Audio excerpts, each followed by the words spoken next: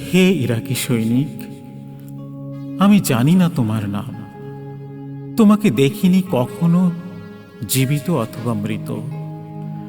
শুধু দেখেছি উপসাগরীয় যুদ্ধে মার্কিনী বোমার আঘাতে অঙ্গার হয়ে যাওয়া তোমার দেহটি।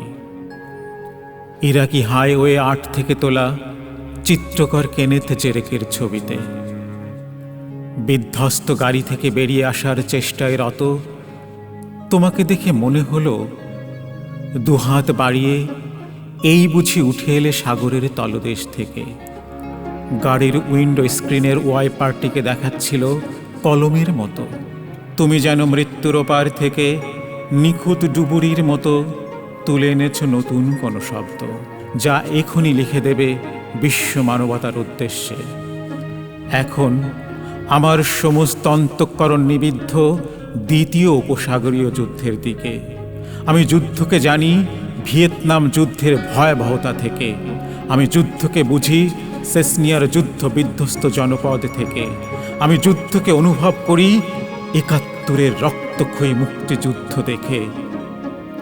আমি তখন অবুঝ ছিলাম।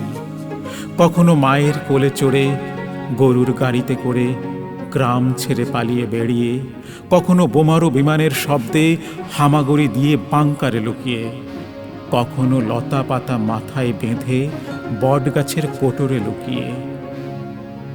তখন আমার কাছে যুদ্ধ ছিল অর্থ না জানা দুর্বোধ্য কোনো শব্দ। কিন্তু এখন আমি যুদ্ধের অর্থ বুঝি। যুদ্ধ মানে ছিন্ন ভিন্ন লাশ, গরম রক্তের ফোয়ারা। যুদ্ধ মানে একক আধিপত্য বিস্তার, গণহত্যা। যুদ্ধ মানে গণবিধ্বংসী অস্ত্রের সফল পরীক্ষা। যুদ্ধ মানে নীতিবাক্যের মোড়কে মোড়ানো জাতিসংঘের মানবাধিকার সনদ।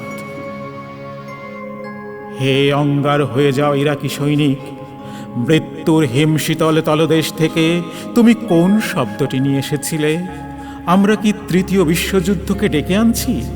যে যুদ্ধে বিজ্ঞানের আবিষ্কার বিজ্ঞানকে নিশ্চিহ্ন করবে পৃথিবীর মাটি থেকে। মানুষ রকেটের বদলে চড়বে ঘোড়ায়, আণবিকের স্থান নেবে অসি। বলো, তোমার আবিষ্কৃত শব্দটি বলো।